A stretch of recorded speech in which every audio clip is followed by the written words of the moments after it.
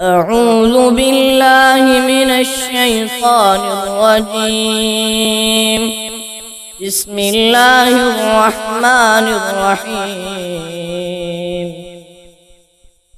يا أيها الذين آمنوا استعينوا بالصبر والصلاة إن الله مع الصابرين. ولا تقولوا لمن يقتل في سبيل الله أموات بل أحياء ولكن لا تشعرون.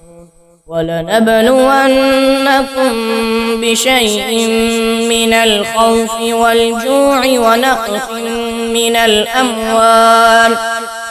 ونقص من الأموال والأنفس والثمرات وبشر الصابرين الذين إذا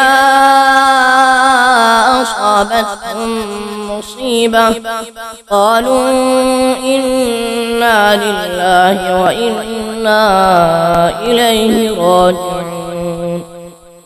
أولئك عليهم صلوات من ربهم ورحمة وأولئك هم